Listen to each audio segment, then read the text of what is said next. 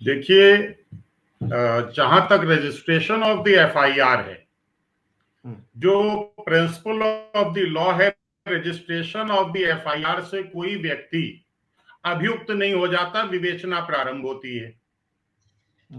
State versus Lalita कुमारी में supreme court of India की संविधान पीठ ने, फुल बेंच ने यह निर्णय दिया कि जहां संज्ञेय अपराध कारित होगा वहां प्रथम सूचना रिपोर्ट दर्ज की जाएगी और उसमें गाइडलाइंस इशू की। उस प्रथम सूचना रिपोर्ट के दर्ज करने से पहले प्राइमरी इंक्वायरी, प्रिलिमिनरी इंक्वायरी भी परमिटेड नहीं है। किसी कमीशन ने क्या तय किया, ये पुलिस विवेचना इससे भिन्न होती है। क्या कमीशन ने पुलिस की पावर्स, इन्वेस्टिगेटिव पावर्स को एक्सरसाइज करने की अथॉरिटी थी?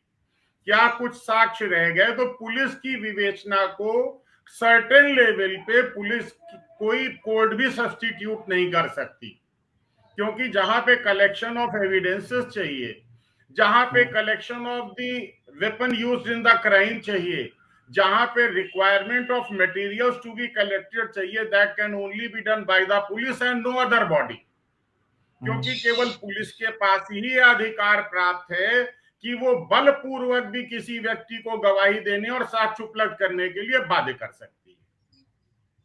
तो प्रथम बात तो यह है कि स्टेट वर्सेस ललिता कुमारी में सुप्रीम कोर्ट का जो जजमेंट है 2014 में रिपोर्टेड है, उसके अनुसार संज्ञेय अपराध की स्थिति में रिपोर्ट दर्ज की जानी चाहिए और उसमें कोई इफ एंड बट पुलिस नहीं कर सकती। जब पुलिस ने इस अपने कर्तव्य का पालन नहीं किया तो कोर्ट ने उसमें एफआईआर रजिस्ट्रेशन का आदेश दिया। अब दूसरी स्थिति आती है कि सरकारी कर्मचारी की स्थिति में पहले जो सरकारी कर्मचारी और पुलिस के लोग थे, ये सैंक्शन की आड़ लेते थे।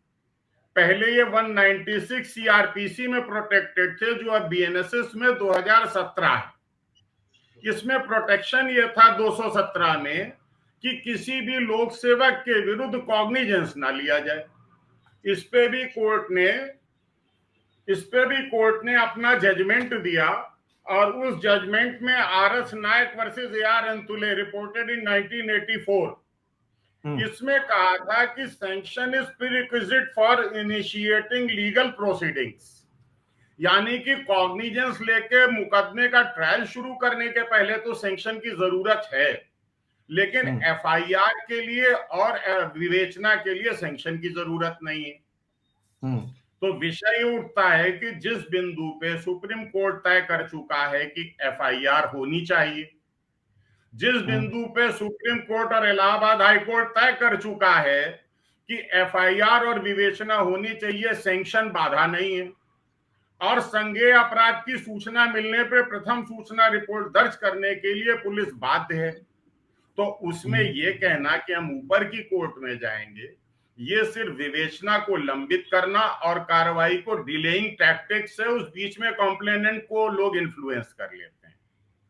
इसमें कॉम्प्लेनेंट चाहे तो वो भी कंटेम्प्ट में प्रोसीड कर सकता है, सुप्रीम कोर्ट भी और हाई कोर्ट भी, और अगर कंसर्न सीजीएम चाहे तो वो भी अपने ऑर्डर के कंप्लेंस ना होने के लिए कंटेम्प्ट को फॉरवर्ड कर सकते हैं to the honourable Supreme Court in the view of the guidelines being violated by the police officers. तो इसमें लीगल बिल्कुल क्लियर है और इनको किसी भी लेवल पे कोई राहत लीगली मिलेगी नहीं if the case is pursued properly by a good advocate.